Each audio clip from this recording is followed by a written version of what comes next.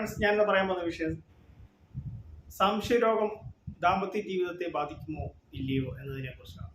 സംശയരോഗം അതൊരു രോഗമാണ്, ഒരു സംശയരോഗമാണ്. അത് ദാമ്പത്യ ജീവിതം നന്നായിട്ട് ബാധിക്കും. ഇപ്പോൾ ഭാര്യയ്ക്ക് ഭർത്താവിന് സംശയം, ഭർത്താവിന് ഭാര്യ സംശയം.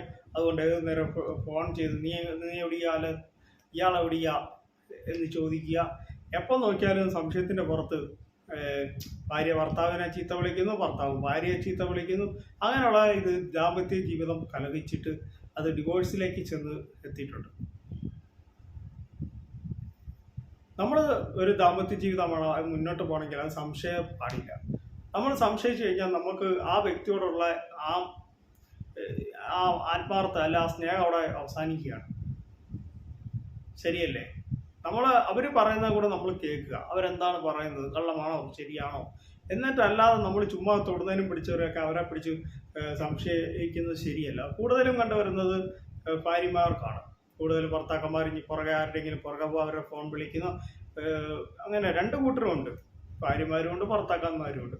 അപ്പം അവരത് ഇപ്പം എന്താണെങ്കിലും നിങ്ങൾ പരസ്പരം തുറന്ന് പറയുക, കള്ളം പറയാൻ പാടില്ല. നിങ്ങൾ പരസ്പരം സ്നേഹിക്കുകയും പരസ്പര വിശ്വാസം ഒരു ഭർത്താവിനെ ഒരു കൂട്ടുകാരനെ പോലെ കാണുക, അല്ലെങ്കിൽ ഒരു ഭാര്യ ഒരു കൂട്ടുകാരിയെ പോലെ കാണുക.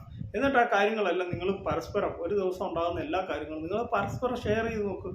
അപ്പം നിങ്ങൾക്ക് ഭാര്യയ്ക്ക് ഭർത്താവിനെ സംശയം വരത്തില്ല, ഭർത്താവിന് ഭാര്യയെ സംശയം വരത്തില്ല. അപ്പോൾ അത് നിങ്ങൾ അങ്ങനെ മുന്നോട്ട് പോയെങ്കിൽ നിങ്ങളുടെ ജീവിതം മുന്നോട്ട് പോകും. അല്ലാതെ നിങ്ങൾ ഒരാളെ സംശയിക്കുന്നു, വേറൊരാൾ മറ്റൊരാളെ സംശയിക്കും, വെളിയിൽ നിന്ന് ഇറങ്ങാൻ പറ്റാത്ത ചിലപ്പോൾ ഭാര്യമാരെ പൂട്ടിയിടുക,